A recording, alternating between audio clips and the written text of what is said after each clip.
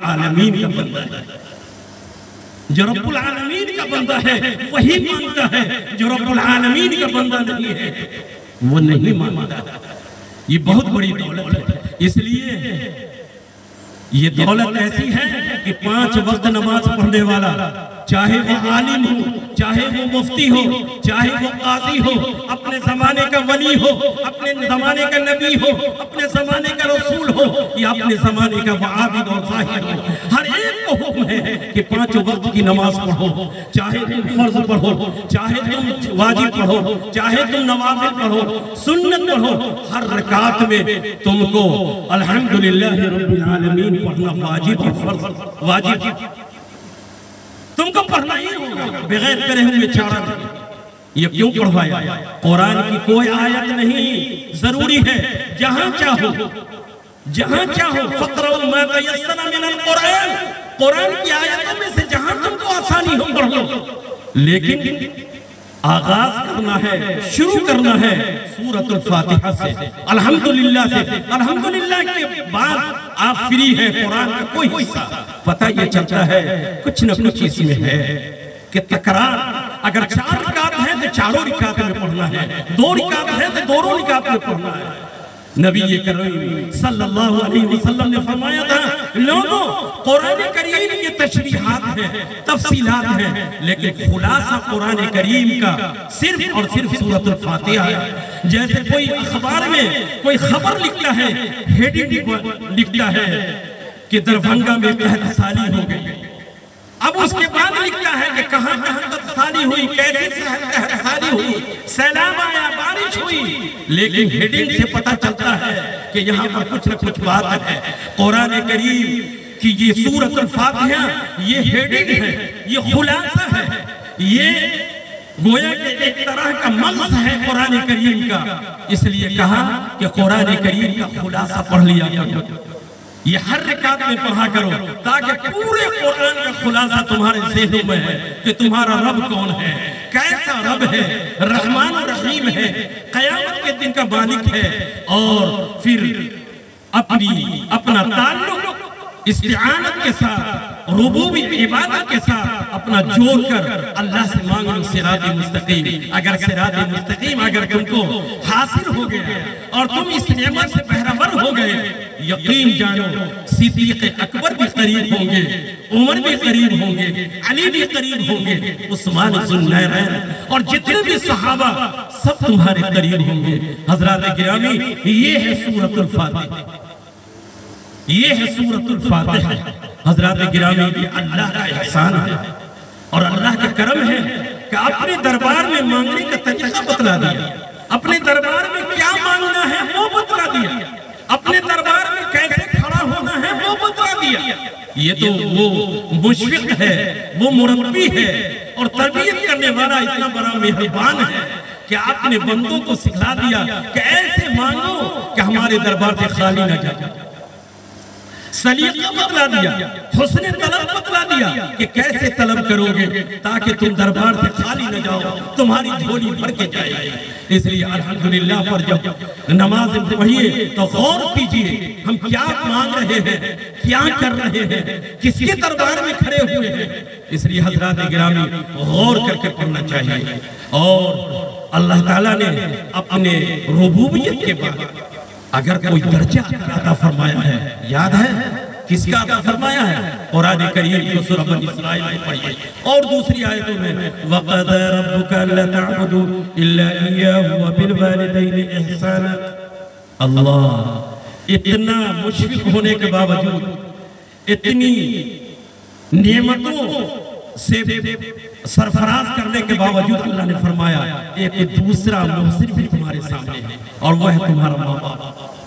फरमाया, अल्लाह ताकीद फरमा रहा है कि वालिदैन के साथ तुम ये अल्लाह की इबादत करो और सिर्फ अल्लाह की इबादत करो। और आगे फरमाया अल्लाह ताबुदू इल्ला व बिल वालिदैन इहसाना, और वालिदैन के साथ एहसान करो।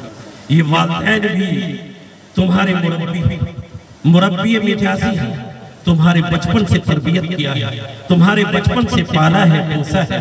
जैसे अल्लाह मेहरबान है, अल्लाह ने अपनी रहमत और मेहरबानी का कुछ हिस्सा वालिदैन को भी दे दिया है। अल्लाह को जैसे अपने बंदों की तकलीफ बर्दाश्त नहीं होता है, बंदा अगर मुस्तर होकर परेशान होकर अगर पुकारता है तो अल्लाह कबूल करता है। जैसा पहले फरमाया, अम्मन युजीबुल मुज़्तर्रा इज़ा दआ, कौन है जो तुम पुकारते हो तो कबूल करता है?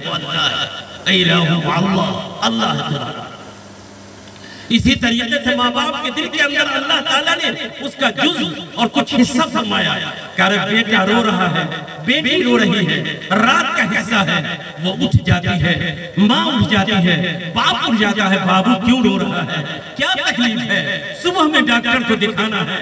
ये सब कुछ ये अल्लाह की रहमत उसके दिल में, अल्लाह की तरफ से शफकत और मोहब्बत अल्लाह ताला ने दिया है, सब कुछ कर देता है। आपको पता नहीं कि माँ ने कितनी रात जागकर अपने आप को कुर्बानी दिया है, माँ ने कौन सी दौलत की कुर्बानी दिया है, बाप ने कौन सी दौलत की कुर्बानी दिया है। दोस्तों, हमें और आपको पता नहीं, हमें आपको पता नहीं है, लेकिन आप भी जब बाप बनेंगे तो वो मरहला आएगा। हजरत गिरामी, माँ बाप के बाद अगर कोई मर्तबा है तो वो मर्तबा माँ बाप का है, माँ बाप का है। यहाँ तक कि इब्राहिम अलैहिस्सलातु वस्सलाम ने अपने बाप को समझाया था, या अबत ला ताबुदु शैतान या अबत इन्नी अखाफु अन यमस्सका अज़ाबुम मिनर रहमान, ए अल्लाह, शैतान की इबादत न कीजिए मेरे अब्बू, ए अब्बू, जहन्नम की आग का खतरा है, आप बच जाइए। लेकिन बाप ने कहा कि मैं तुमको घर से निकाल दूंगा। तो इब्राहिम अलैहिस्सलातु वस्सलाम ने दुआ फरमाया, जाइए, मैं घर से तो निकल जाता हूँ, लेकिन आपके लिए रहमत की दुआ करता हूँ, आपके लिए मग़फ़िरत की दुआ करता हूँ। तब वो निकले थे इब्राहिम अलैहिस्सलाम, बावजूद के बाप मुशरिक, बाप रब का मानने वाला नहीं था। लेकिन दोस्तों, अगर बाप मुशरिक भी है तो उसका एहसान इतना है कि हम उसके सामने सर झुका कर रहे हैं, हम उनकी शफ़क़त को देखें, हम उनकी मोहब्बत को देखें, उनकी नाफरमानी न करें। और अल्लाह, जब ईमान वाला बाप हमको अल्लाह ताला ने अता फरमाया है, ईमान वाला और कलमा वाला बाप अल्लाह ताला ने अता फरमाया है, तो दोस्तों ये तो बहुत बड़ी नेमत है। लेकिन आज जब किसी औलाद के बारे में ये खबर आती है कि फला लड़का अपने बाप के सामने हाथ उठा दिया, अपने बाप को नागवार और बदतमीजी के साथ बात कर रहा है, अपने बाप और माँ को गाली दे रहा है, अपने बाप के साथ बदसलूकी कर रहा है, याद करो ए हमारे नौजवानों, जलसा करने वालों नौजवानों और हमारे पूरे कमानुद्दीन टोला के नौजवानों, अगर माँ बाप की दुआ जिस दिन उठ गई और दुआ के बजाय बद्दुआ अगर निकल गई तो वो बद्दुआ को अर्श के वाला के नजदीक कोई रोकने वाला नहीं, वो बद्दुआ पड़ जाए। बद्दुआ तुमको आज पड़े कल पड़े, तुम्हारी जिंदगी बर्बाद हो जाएगी। इसलिए माँ बाप कुछ भी तुम्हारे साथ करे, कुछ भी करे, तुमको अगर गाली भी दे तुम माँ बाप को कह दो कि ए अल्लाह हमारे माँ बाप को माफ फरमा देना। यहाँ तक फरमाया, वख़्फ़िज़ लहुमा जनाह ज़ुल्ली मिनर रहमती वक़ुर रब्बि इरहमहुमा कमा रब्बयानी सग़ीरा। ए सुनो, अगर माँ बाप को तुम पाओ तो तुम उनके सामने अपने ज़ानू को, अपने ज़बी को, अपने बाजू को नीचा कर दो, अपने सर को नीचा कर दो, सजदा तो न करो लेकिन अपने आप को आजिज़ होकर पेश आ जाओ। और आखिर में इबादत, उसकी खिदमत करने के बाद जब तुम थक जाओ और अल्लाह के दरबार में दुआ करो तो कहो रब्बिरहमहुमा कमा रब्बयानी सग़ीरा, ए अल्लाह हमारे माँ बाप के साथ रहम फरमा, जैसा कि बचपन में इन्होंने हमारी शफ़क़त किया है, मोहब्बत किया है, हमको पाला है। ए अल्लाह हम कुछ भी नहीं कर सकते, आप मेरे बाप पर रहम फरमाइए। ये दुआ के लिए कहा गया है कुरान करीम।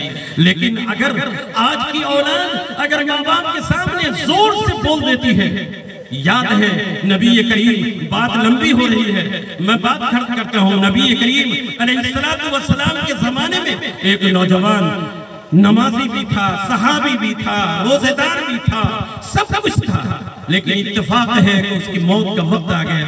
बाप तो जिंदा नहीं था, माँ जिंदा थी, शादीशुदा था, लेकिन उस माँ के साथ नाफरमानी तो नहीं करता था, लेकिन घर में कोई मशवरा होता था तो एक तरफ बीवी से मशवरा लेता था, एक तरफ माँ से मशवरा लेता था, क्या मैं बाजितपुर जाऊं कि नहीं जाऊं।